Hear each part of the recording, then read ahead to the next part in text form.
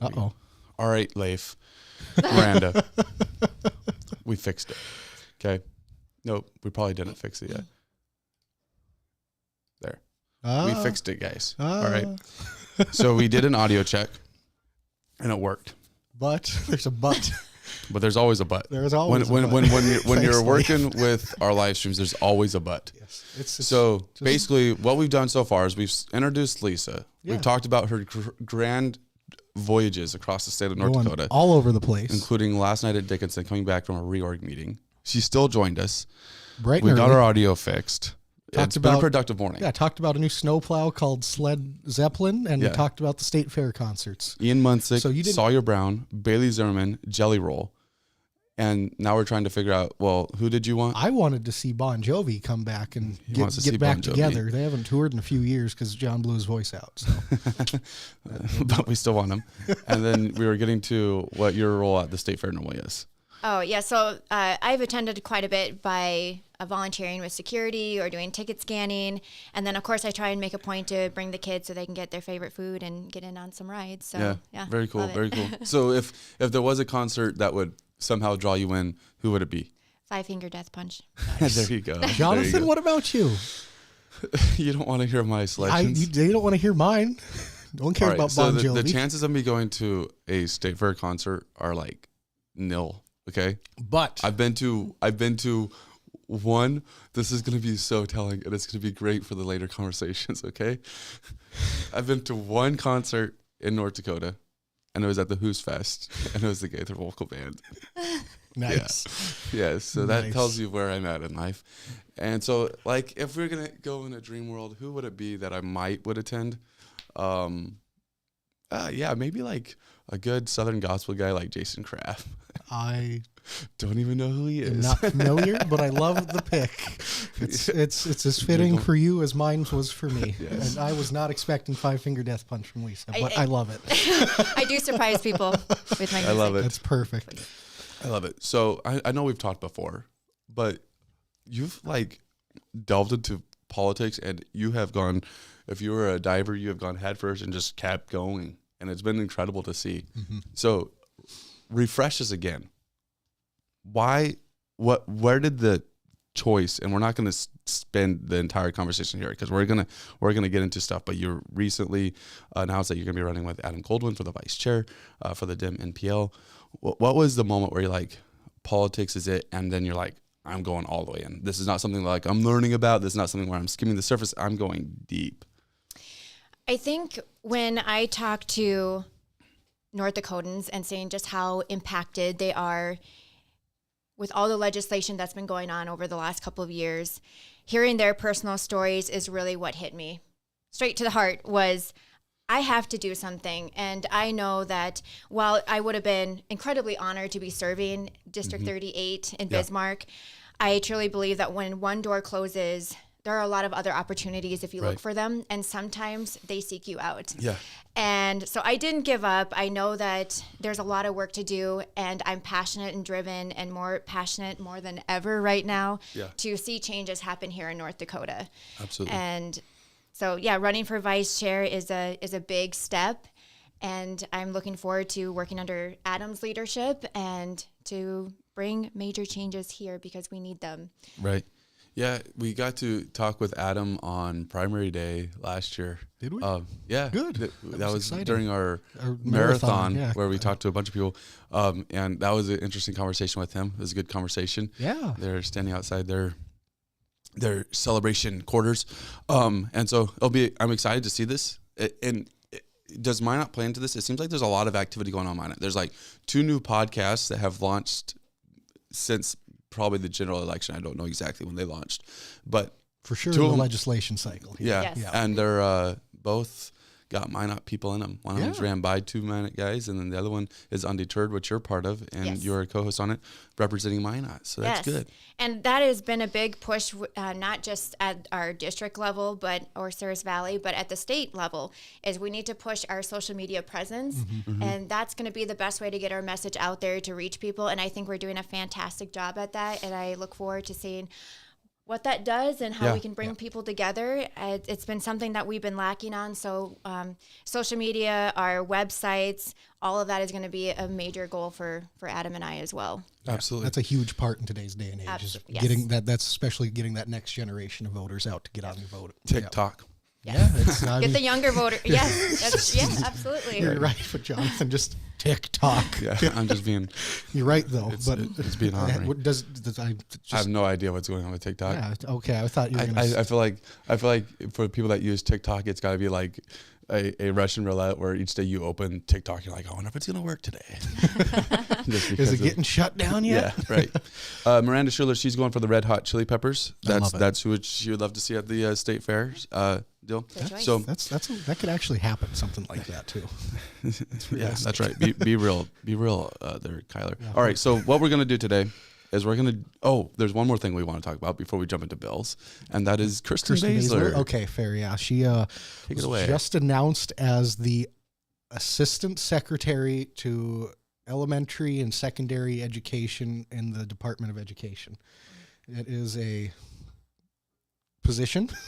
She is going to be working with the soon-to-be Secretary of Education, Linda McMahon, which is wild to say.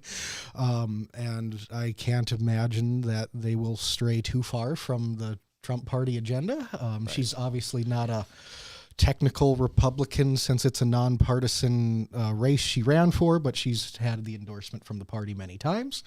The interesting thing here is that as soon as she's going to continue at the position until she is nominated officially. So when she leaves the state superintendent role, it will then be an appointee takes over that Governor Armstrong is able to pick until next fall, 2026, when it will be on the ballot again to finish out the term.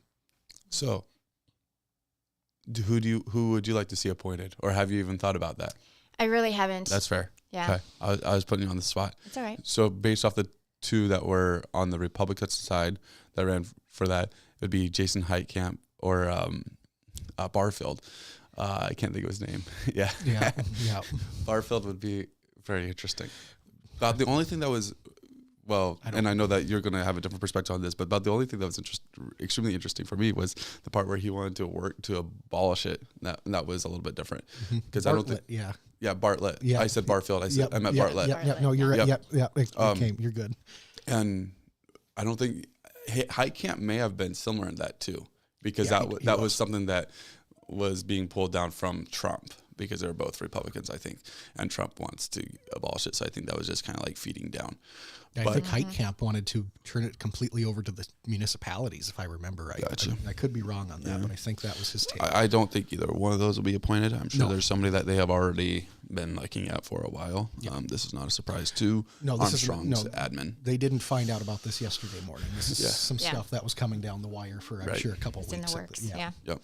So neither of those will be it, which is, to Kyler's point, he said a couple times, it's like, that kind of stinks because it happens after the election and all North Dakota votes, and now it just becomes an appointee. Yeah, and that kind of is a bummer. And on the flip side too, wasn't that close of an election, but it was the closest head-to-head election in the state last year, 57 to 43%, give or take. So I mean, this is one of the most contentious races there was last fall. I mean, crazy. So.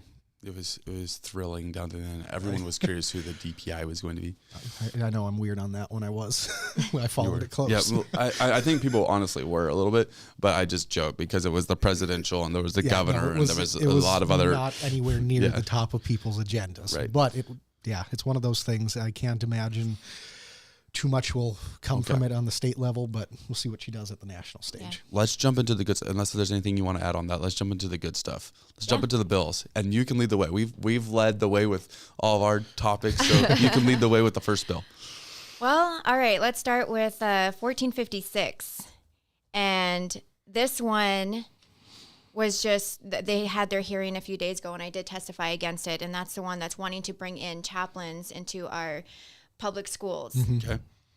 And what I really kind of pointed out in my testimony was there's just a very obvious pattern with a lot of these bills that I feel like are interconnected in a lot of different ways. Yeah.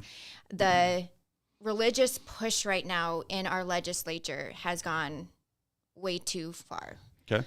And my issue with the chaplains one, everyone has already stated their concern about how do you narrow down one curriculum that like the religion would follow, and how do we protect ourselves from any type of potential litigation coming from that? Because once you allow one religion, others are going to come forward and say, I want that same opportunity, and fight for their rights. I kind of made the connection between 1456 and 1490, and 1490 was the one that was wanting our school counselors to undergo mental evaluations, psychological evaluations. And I kind of feel like this is kind of a stepping stone to get rid of school counselors altogether. Because I had asked the question, well, if we're going to require our school counselors to do this, are we going to require chaplains to do the same? Okay. And there just seems to, well, the chaplain bill was just very vague. It was poorly written to begin with. Yeah. But this just is really concerning to me, because I really do feel like there's a attack on our public school system in general, and that I think we're going to be pushing a lot of our teachers, our school counselors, into looking to other places to work, and that bothers me. Yeah. So how do you feel that the chaplain in the school system varies from, perhaps, I know that you've advocated a lot for the Air Force. There's chaplains that are in there, and there's probably some religion pushed. Are you fine with the Air Force chaplain, or do you feel like it also is kind of not a great setup there as well? My opinion, my answer on this is going to be yes and no. I've talked to some airmen who do feel like they're still pushed into religion. A lot of times they're still asked, well, do you go to church? Are you interested in going to church? And so it's kind of off-putting to airmen, because they don't want to be faced with those questions. They just want to go in and talk to someone and not be bothered with religion. And some chaplains may be better at that than others, but I think it's in nature for them to do that. So I don't think it's a bad thing. I just feel like, depending on how they're going to put this together and what the criteria is going to be. And you're also talking about airmen who are adults. They can make decisions for themselves. Yeah. Whereas when you're a child, we're talking about children in school, and you know, it's a little bit different that way. So, but well, even and this is kind of probably a little bit why there's the separation of church and state. If you're Catholic, perhaps you don't want a Lutheran chaplain pushing different ideologies and stuff like that. Yes. And that I would agree that the specifics of religion should not be pushed through a public school. There's Christian schools where you can find one that aligns with your beliefs and put your kid in. I think my thing, and I don't know that I have not thought through this bill. Okay.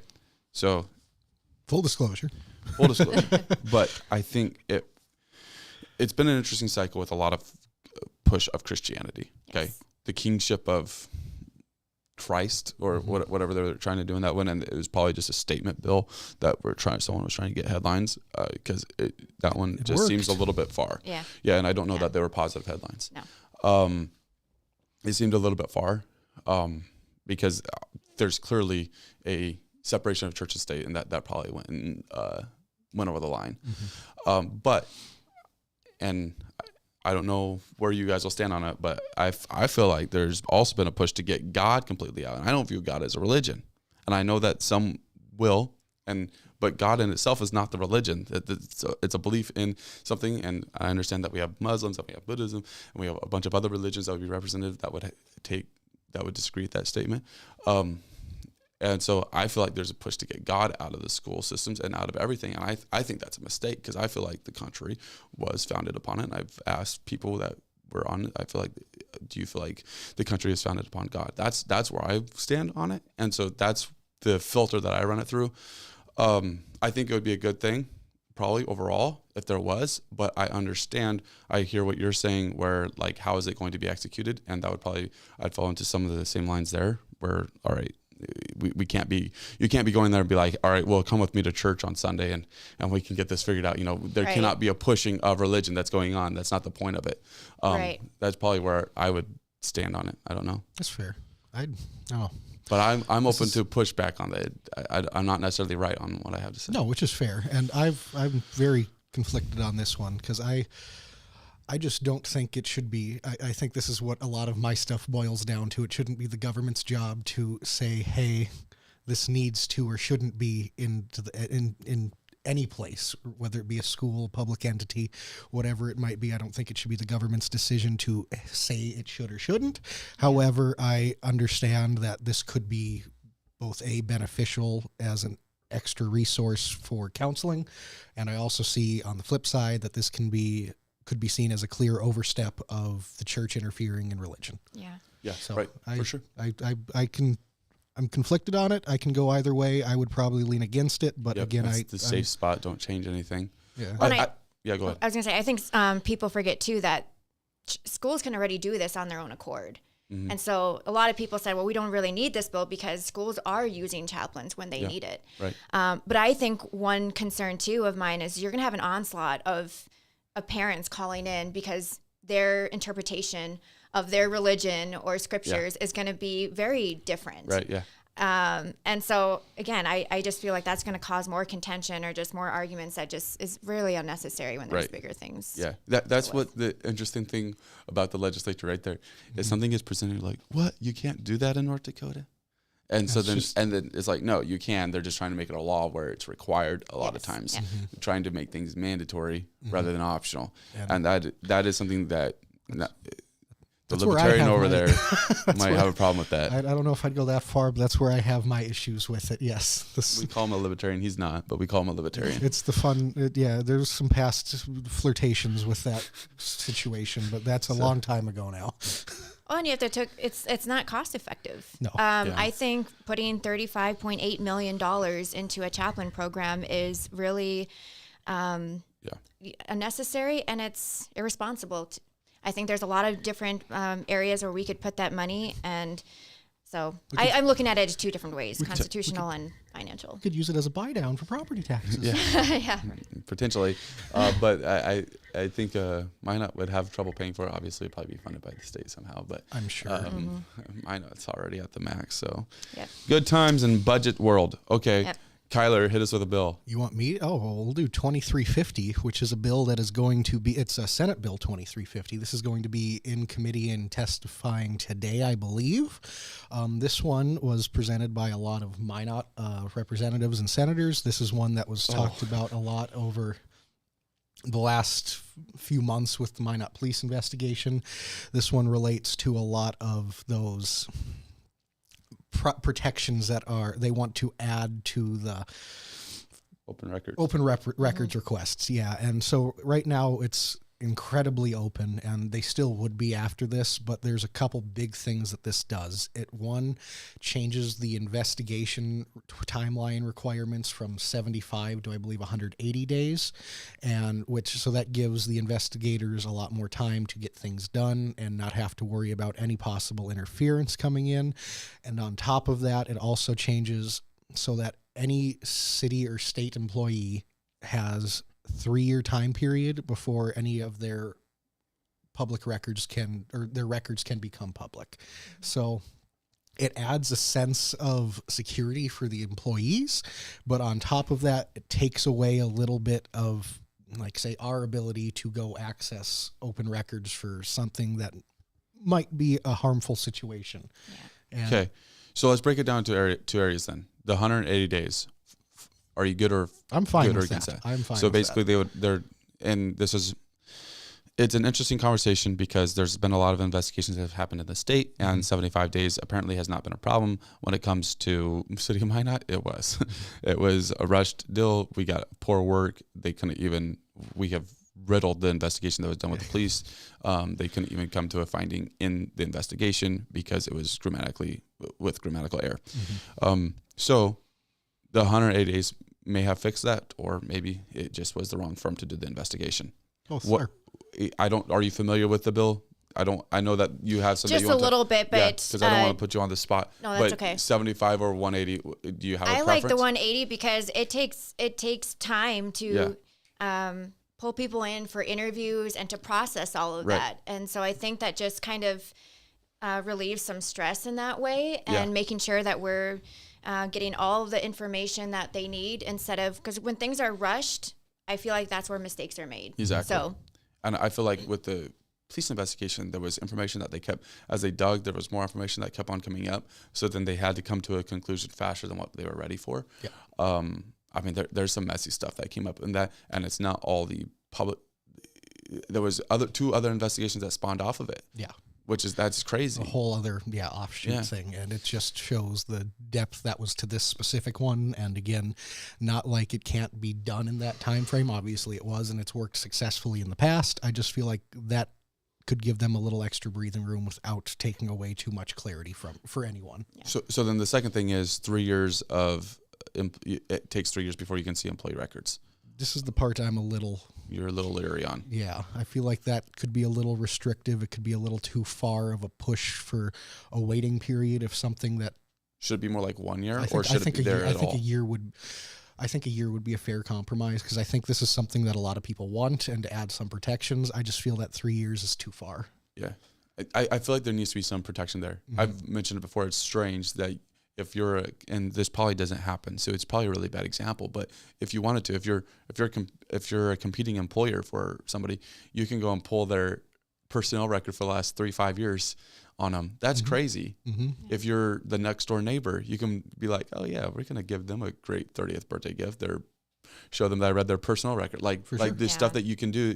And there are nefarious people out there, and they're becoming more mischievous as time goes. As this stuff becomes knowledge of how easy things are. So I feel like there should be some protection, but I get the 3 years. And it could even be that, because I think we could agree that, generally speaking, none of us care what the guy that clears sidewalks and drives the snowplow does at the city of Minot. No. We're more concerned about what the managers do. Yeah. There's only some very specific instances where it would come up where we would need to really have that ability to access this information. And we've seen it recently, but generally speaking, like you said, it's something that most people shouldn't care about and probably don't need to know. So you could go and put it where if you are and they won't get this specific, but if you are this level of the position in the city or higher, then it can always be requested. Mm-hmm. But if you're just a regular city employee, you're not a manager position, you're just showing up doing your job, then you get a 1 year protection or something like that. Mm-hmm. That might be more optimal. I don't know. I think that would be a fair compromise for it at this point. I think I would like to see something like that happen. So did you have one, Jonathan? This is what I want to do, though. Oh, sure. Because there's two of us. So we'll go back to Lisa, and then I'll go next, and then we'll go back to Lisa, and then you'll go next. Fair enough. Is that fair? Yeah. All right. Yeah. Hit us with another one. All right. 1373. Now, it did get voted down, which is great. Okay. But this, again, ties into the two that I had mentioned earlier. Yeah. And what is interesting to me about this one is that the person that had introduced it was against all the bills that would have helped with IVF for women. And I'm just going to bring it up because I have to. Just take a look at the comment that Lori Van Winkle made last night. Yeah. Mm-hmm. And I don't understand how anyone could make such an inappropriate comment. And honestly, I kind of hope it cost her seat. Yeah. And do you have the comment, Kyler? Basically, I can pull it up here. Basically, it's the right here, yeah. comment was something along the lines of maybe it was God that was shutting the womb. Yeah. Yep. That it was a judgment from God on women, and that basically once they've had a change of heart, then he would bless them with kids. Yeah. And I just think that was so harmful, so cruel to women. Kyla and I were talking about that comment and the part where maybe got to open it again. I mean, obviously, I think that comes from, there's a precedent of biblical that's coming from, but I think that I think that it's being misconstrued probably in that circumstance, very greatly. So that is a tough comment. But basically, the bill that you're talking about, 1456. I have this one was 1373. 1373. Yes, would go and make it where if you committed abortion, it could actually be a crime. Criminal offense. Yes. So you could actually serve jail time or whatever would be handed down with that. Very strong. And we've went through this bill before. As it stands, I'm not for it either. Obviously it got voted down, so it doesn't, they don't care about my opinion anymore. But it's still worth talking about because this seems to be, again, another recurring type of legislation that keeps getting pushed. And this made a lot of headlines in the last day or two. Yeah. This bill in general has its whole cycle, and the last day or two, it's made a lot. Yeah. It's been a very noticeable one. So and my question with it though is this: do you? And I know that this is like it probably needs definition, and the statistics and all this. Okay, and I'm not trying to say it's just stats because I know stats matter. Question is though, do you feel like a late term abortion? That is, we're not talking about the medical ones. We're not talking about anything. It's just straight up a voluntary. I'm out. Do you feel like that is something that is all right? And I think that's, for me, that's the only reason why this is an interesting thing at all, is because like it's weird that when it's 8 months, 7 months, whatever. Okay, I don't know have the stats in front of me, but a late term abortion is all right, but as soon as they're born, then it's not all right. Like to me, you can't have that separation right there. That's where I'm at on that. Right. Are you fine with late term abortions? I know we've talked about this before, right. And you said you weren't. No, I'm not. But I also think if we are pushing for an abortion ban, then we need to be making sure that we are securing and providing and supporting women with reproductive right health care and contraception. So we can't push for one thing and make it harder for them to actually do that and be successful in that. And that's where I just feel like it's very hypocritical. I just fail to understand to push this and then make it harder for women to actually, Right. That's fair. Yeah, that's fair. No. And I there was something that was said, and it's all fun and games, right? Of course. It's got shot down, so it definitely is. Got shot down. Yeah. No, about us and our view on abortion and how it plays in politics. And I think it's something that needs to be talked about. Mm-hmm. I think that if you campaign on it, though, that's my opinion is, if you campaign on abortion, I feel like it doesn't matter who you are, because you have people in North Dakota that want this, where they want it to be charged with a crime. So my comments on abortion today would upset them. And then you have people that are on the other end of the spectrum, whatever that might be, whether that's late-term abortion. I think it's such an interesting topic that has become so divisive that you cannot win on it. It doesn't matter where you stand on abortion, you can't win. It's become a black and white issue that, like you said, it's a lose-lose situation. Right. But when we get into legislature, it needs to be sorted out and it needs to be figured. And I don't think it's a good idea to actually hide your beliefs on it. I just think it's a thing that is difficult to win on abortion 100%. in this day and age. This bill, not a huge fan of that bill. I'm glad that one got voted down. Yeah. I'm actually glad you said that too, because, and I just kind of want to comment a little bit, just coming from a perspective from someone who just ran. Yep. And I like to tell people, abortion is going to continue to be a campaign topic for as long as it's a topic in our legislature. It's constantly brought up. And so it kind of bothers me when some people think, Democrats, they push so much on abortion. It's like, well, this is why. Look at the legislation coming from Bismarck. This is why we feel compelled to speak out about it. Mm-hmm. And so I don't regret campaigning on women's rights, and I would do it all over again if and when I choose to run again. But I wish people would kind of understand that it's not we're just going out of our way to talk about it. It's because we're addressing what's coming in the next session. Yeah. Fair. Right. Yeah. No. I think obviously if you're campaigning, you better address the things that people consider important. Yeah. People. We are with Lisa Hermosillo. Someone was asking who is the guest today. Oh, yes. Lisa Hermosillo. So I can't read I'm not just being random. Okay. Yeah. It's an interesting discussion. It's not why we're here today. Maybe we should go and step another one. Sure. I don't really. Yeah, we'll see. We'll figure that one out. I guess it's my turn. It got shot down, so it's Go ahead, Jonathan. What is your? Did you want to do 1300 or did you have a different one? Yeah, I wanted to do 1300. Sorry, I was pulling it up. No, you're good.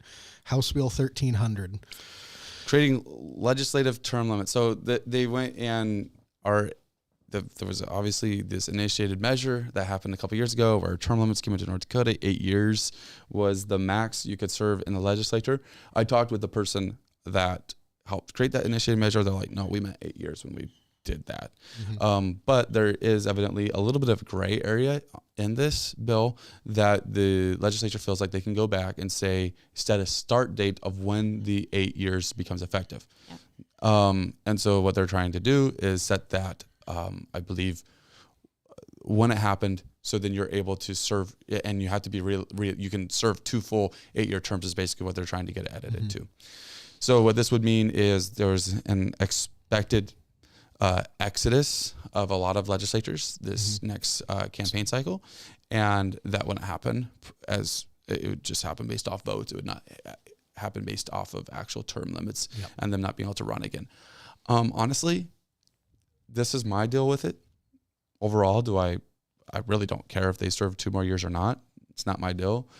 The bigger deal for me is if it was intended to be done a certain way and it's not, then I feel like it's just overreached by the legislature. That's how I feel on it. I see that. So that's purely what it comes down to. I feel like there happens a lot where stuff gets this is something of the people. Okay, there's a clear message that's being sent by the people, and then the legislature's like, yeah, but we don't like that, so we're going to edit it, and it directly affects them. To me, it's just overreach. I agree on the surface, and my big thing with it is it feels like it's only affecting those people that are currently sitting. This isn't something that could affect future legislators, and that matters in a couple of ways. One, that if they were to have changed the bill so that you were term limited, but only in like offsetting periods, so you could serve 8 years, but then you had to take 4 to 8 years off before you could serve another 8. That's one thing. This one just says, hey, if you were elected before 2022, your 8-year term limits don't start until 2022. So it doesn't, like, anyone that just got elected in 2024 is still term limited to those 8-year period. I feel like it is a little too one-sided for me, but again, it's not like it's going to matter that much in the big grand scheme of things. Right. It really doesn't matter. But it just delays things like 2 to 4 it years. Just draws out this process even longer, and it gives them more time to go and set it up however they want to set up to feel like their legacy is continued. Yeah. Theoretically, has anyone already been term limited out? Do people have to stop running this last year for it? No. Okay. It all came out think this. so. Okay. Yeah. Okay. It all comes out this next. And the interesting part is it still doesn't affect appointees. So somebody in District 38, there was a legislature that stepped down, and so then there was someone that was appointed, and now their clock started. So they can't serve 2 full terms. Okay. But the people that were there already that have served for 20 years and now are going to be able to serve 2 more years because, the clock didn't start for them. Yeah. Like, it's just, there's so much that needs to be done. If we're going to actually try to fix term limits, then just saying, we're going to make sure that the people that have been here forever get to stay a couple more years. Yeah. It'll help the transitionary period, right? Oh, yeah, totally. Because delaying always helps. Yes. Yeah. Time heals all wounds, whatever. Something like that. Something like that. Thoughts on that one? Or do you have any thoughts? I mean, I think for those who were looking forward to certain legislators getting pushed out, I'm hoping maybe this will actually encourage them. Like, no, I can't handle 8 more years, and encourage people to step up and run. Yeah. But we'll see. Like you mentioned, there's a fair point where this is not very fair to other people, like you mentioned, appointees, and so it's just, I don't know. It'll be interesting to see how this one plays out. For sure. Do you have another bill? If we're running out, we got other ones we can jump to. I got a big one in my back pocket. Oh, yeah? Well, I think we kind of covered the religion one enough, so I'm going to switch over to a different one. I know one fun one, too, or one more kind of take on that 1300 one we were talking about there. I would like to see it so they could make term limits a little more.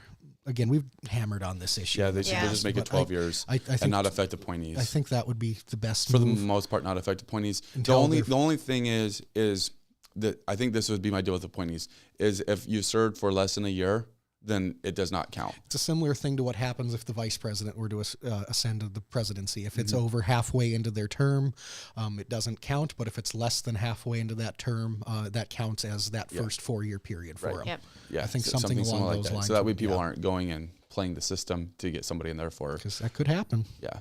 Yep. People are people. I mean, I think another well talked about one is the one providing free meals for Sure. for kids. Right. And I know one made got a lot. voted down, but there was another one that actually got pushed. So that's another one that's definitely on my radar. That I one is hard to fight against. Yeah, I have Yeah. no problems with that. That's something I think would be a fantastic addition. It's one of the few things I think the state does have a good purpose in serving and paying for. Absolutely. I would love to see that one. I'm all for that.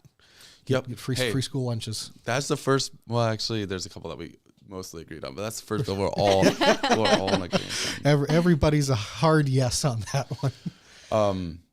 Okay, very good. Worst case, we have a very large legacy fund that could be utilized to pay for something like that. Okay. Yeah, Speaking of legacy fund, how much time have you spent on the property tax? Not a whole lot. Okay, sounds good. Because I'm just looking for opinions on that property tax, but I'm not a fan of it. But We've hammered it. we've hammered it hard, so we don't need to talk about that today. Do you have a bill? Otherwise, I got one. We'll go to the one you want to talk about. Go ahead. Okay, so there's this bill that's coming up. We touched on it briefly with Alderman Blessum on Tuesday. I don't know how far we got into any discussion. I hadn't looked at it prior to that. It's really a fantastic bill. I'm kidding. It may not be. It's but what it is going to do it's is House Bill 1456. 1456, Yeah. and it's going to change how the primary, if it was actually passed, it would change how the primary process worked, where there would be no primary and the district can 1424. 1424. Excuse me. Yeah. Sorry, 1424. The primary process would be essentially gone, not applicable, and the district reorgs where they go and they or district conventions where they elect their endorsed candidates, those would be the ones that would flow through to the ballot.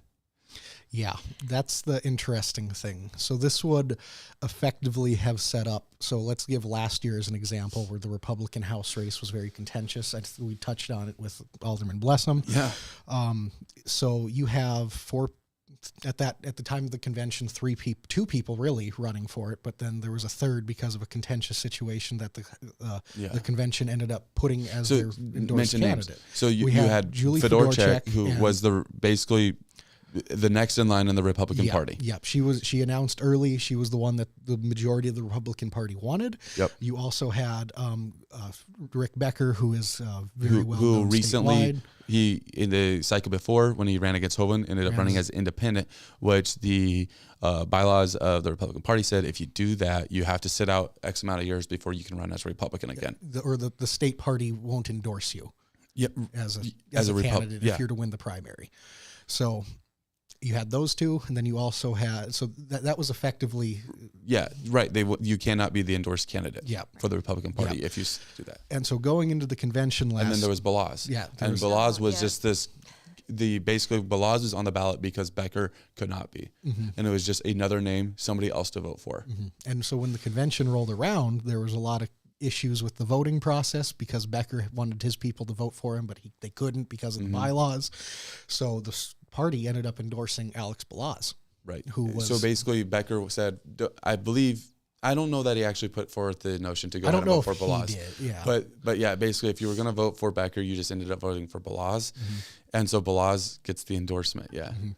And then at that point, he is now the party endorsed candidate. You have Rick Becker running against him. You have Julie Fedorchak, who is the original, next in line. And then you had a fourth name into the mix with former Miss America Caramond, who just jumped into the race very late. So on the surface, she wouldn't have been even eligible for this with this new bill. Before that, of the other three, Alex Balazs would have been the one on the ballot in November. But Munt wouldn't have been even eligible, period, based off the Republican Party because she had ran as an independent prior? 2 years prior, yeah. She could have still won the primary. The state party then just chooses not to endorse her. Yeah. She's still running as a Republican and will be a Republican, just the the NDGOP wouldn't endorse her at that point. Right. And so where this is coming from on the GOP side is what we're looking at the state level, but also at the district levels. And that's the big part. There's a lot of happenings where you have candidates that are not going to the conventions, that are not being part of the Republican party as it's meant to be and are just going with the R on their name, getting signatures, getting on the ballot, going to the primary, and their name recognition is holding them. Yeah. And so that's the bigger problem, not the state stuff, though I guess there'll probably always be theatrics at the state level. That's just the best example for it. That everybody knows. But like there is a problem on the Republican side. And so there is a Republican that introduced this bill to try to go and cut that down and say, no, you have to go to the district. Yeah. And so I know we were talking about this beforehand, so we know that there's some contrasting views on this one. But I kind of like it. And so if you go back to another state race, Governor Burgum would not have been able to do it the way he did, but he could still be an independent. You're not going to win as an independent. Okay, but then that's what's so crazy to me is we're like it would begin to put more authority into our main election. Yeah. Over time, it would develop again. Maybe in the immediate, it would be like, okay, like there's this transition. But over time, people would be like, okay, who is the independent candidate? Maybe he is somebody that is better than the Republican or the Democrat candidate, or she. That would happen over time. You think that would happen? Yeah. Do you get think people interested and do their research?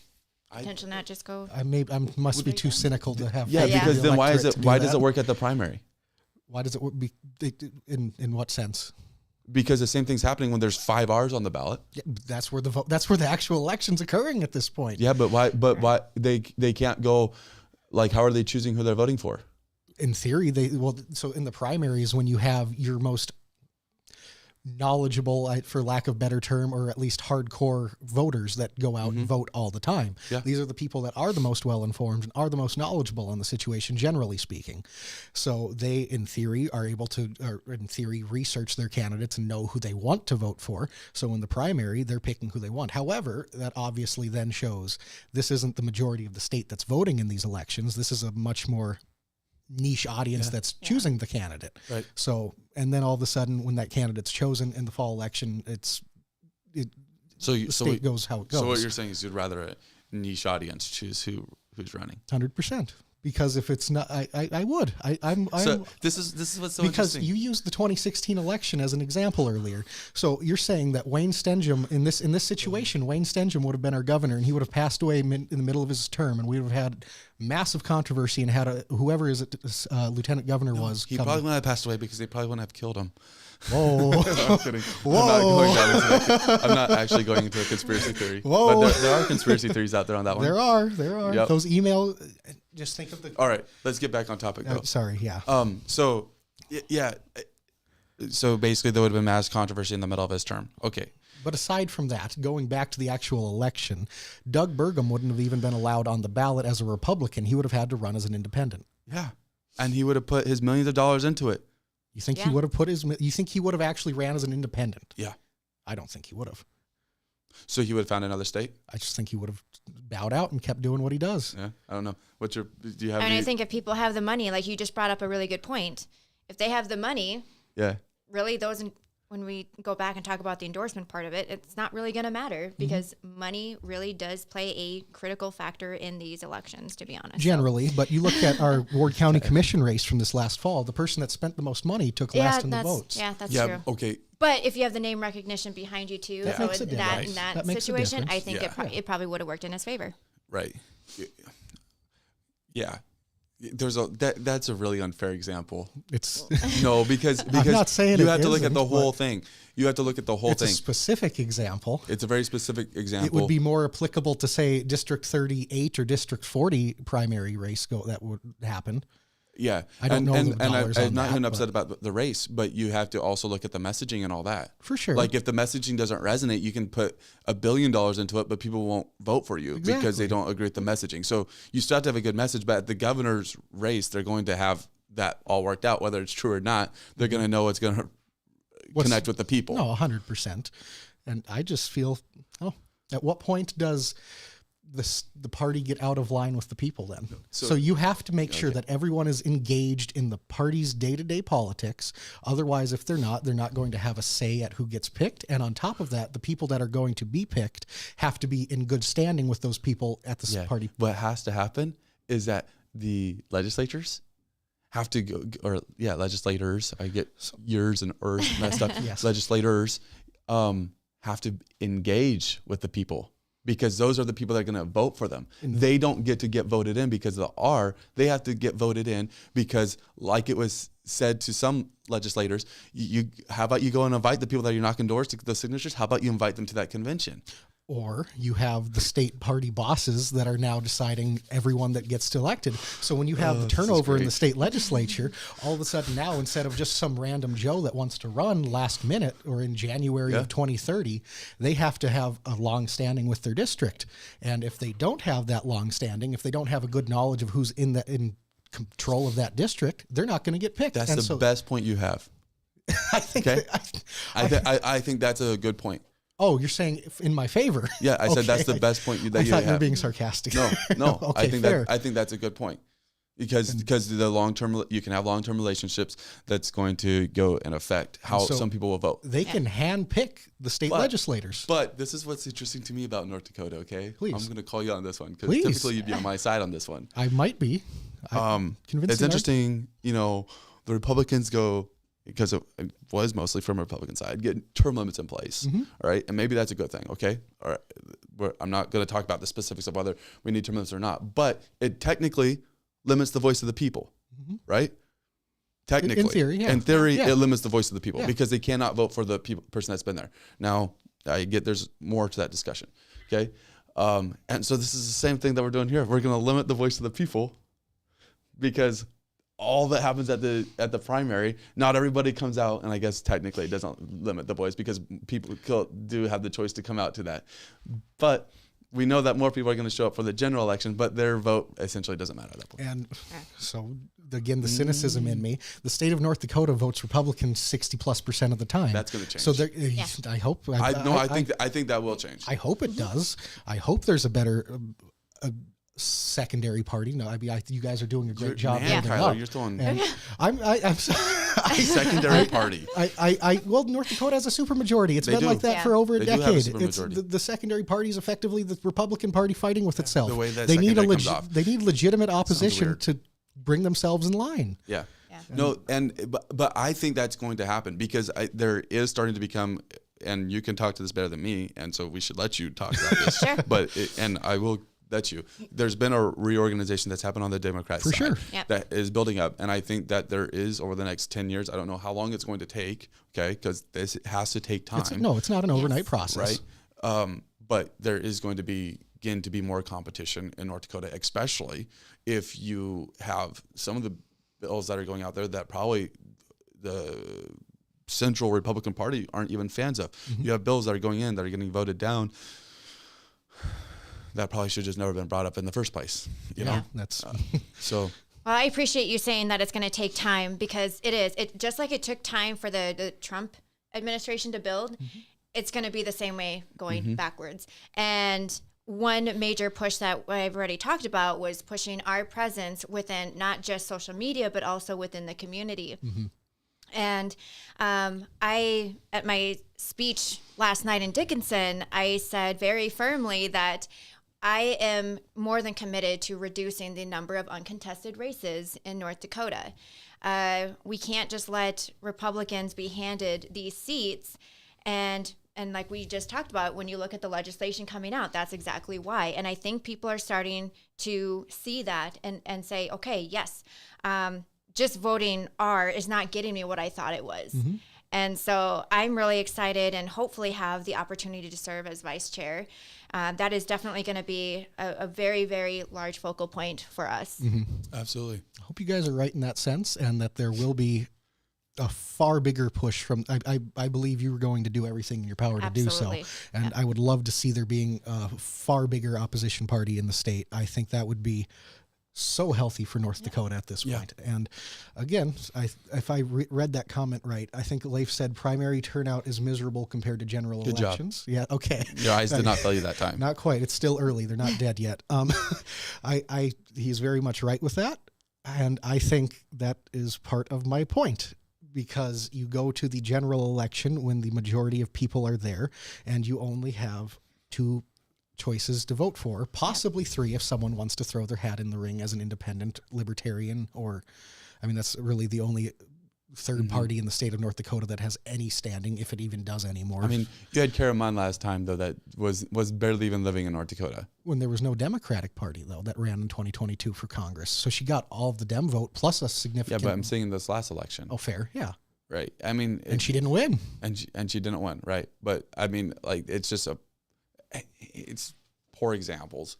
Not to you, but just poor candidacies is what I'm saying. No, it's just fair. Like people are just, it's so, it wasn't. North Dakota is awful. so accessible that people go and I think unnecessary stuff happens when it comes to the candidacies. I bet if we look back, did Doug Burgum even live in North Dakota before like 2015 full time? He probably had a resident here. Yeah.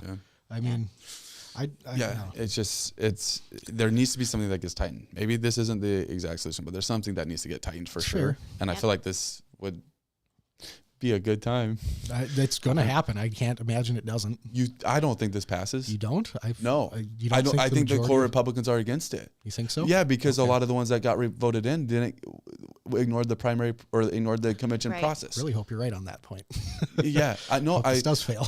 I firmly believe that there's a huge, not huge, but there's large representation of legislators that got voted in that did not get the endorsement from their district 100%. on the Republican side. Yeah. So do you think they're going to vote for this? I hope not. I don't see how they vote for this. Because you look at, we can even take this to the bigger national level. You look at 2016, if we didn't have state primaries, Trump would never have been president.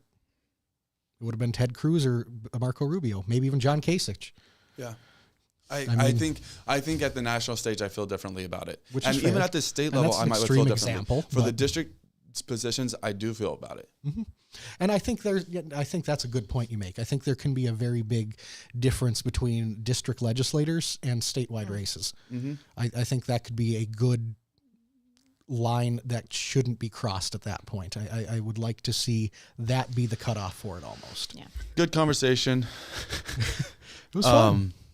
Should keep an eye, Zach Rack says, should keep an eye on SB 2400, allows for tax dollars to go to private school tuition. And he stands alone with Nebraska and is not allowing it. Hope we keep that tradition. Lots of rural schools here. Marie, free lunch bill has potential to overinflate price for meals, create a lot of wasted food. Leif, as you mentioned, primary turnout is miserable compared to general election. And Marie, in my word, less than 20% of constituents voted. Yeah. It's crazy, man. Lower turnout. Gotta get the vote. Appreciate you coming on today, Lisa. It's been a good thank discussion. you. This was great. This was great. Anytime. Okay. Good. I appreciate it. And any final takes before you head out? Excuse me. Just want to encourage everyone to stay involved in the process. We all have a role in our democracy. Mm-hmm. And so I just want everyone to keep making sure that your voice is heard. Stay vocal as much as possible, have these conversations, and reach out to the other side of the aisle. I think that's where we can make a lot of difference is not keeping ourselves into one small tent. We have to be willing to open ourselves to new perspectives, and I'm hopeful for a lot of change, and I'm really looking forward to the next few months. There you go. I'm looking forward to it too. I am thankful for what you do, going around advocating for things and also being very involved in politics. So that's awesome. Absolutely. So appreciate that. Good conversation, Kyler. We can still be friends. So we are. That's the fun part about it. It is. What our goal is to encourage conversation, and that's what happened. We're here to tell stories and converse. Absolutely. If you enjoyed this episode, be sure to like and subscribe. Become part of the Dakotan community. Thanks for watching. Have a good one.